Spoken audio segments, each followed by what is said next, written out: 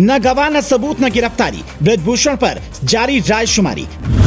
पहलवानों के दंगल की आंच दुनिया भर में फैली, टिकैत बंधुओं ने भी दी चुनौती। पहलवानों को सीधे बाहुबली की चुनौती, आरोप साबित हुए तो लगा देना फांसी। मेडल को गंगा में प्रवाह करने की बात, अल्टीमेटम के बाद क्या सुलझेगी बात।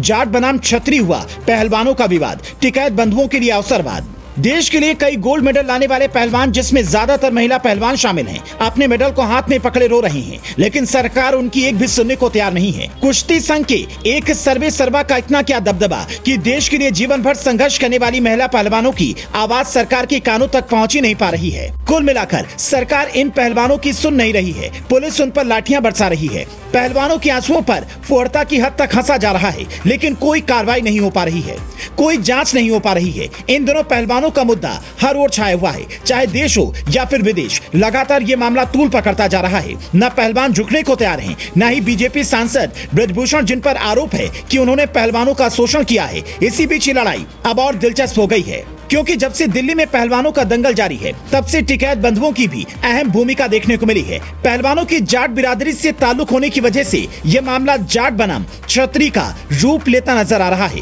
कद्दावर नेता ब्रजभूषण सिंह छतरी बिरादरी से आते हैं।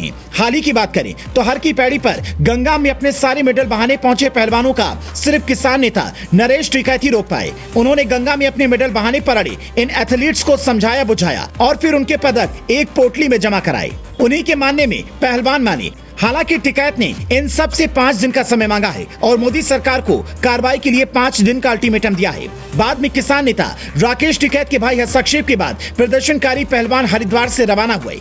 देखा जाए तो पूरा मामला जाट बनाम क्षत्रिय रूप लेता दिखाई दे रहा है। एक ओर जाट हैं तो दूसरी ओर क्षत्रिय ब्रजभूषण सिंह। बाराबंकी के रामनगर के महादेवा ऑडिटोरियम में आयोजित रैली में किसी खास राजनीतिक दल का नहीं, बल्कि ब्रजभूषण सिंह का खुला समर्थन किया गया। यही वजह है कि बीजेपी के अलावा सपा और अन्य दल के क्षत्रिय नेता भी कार्यक्रम में हिस्सा लेने के लिए पहुंचे।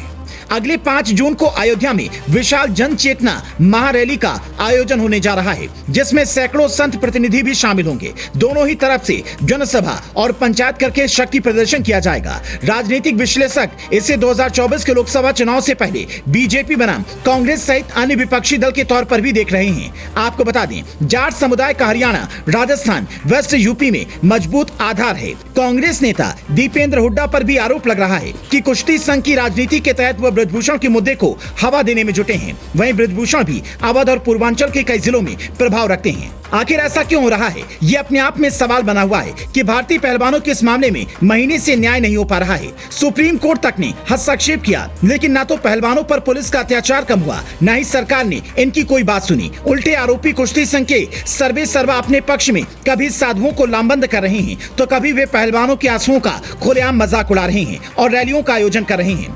अब इन सब का असर आगे क्या होता है, ये देखना होगा।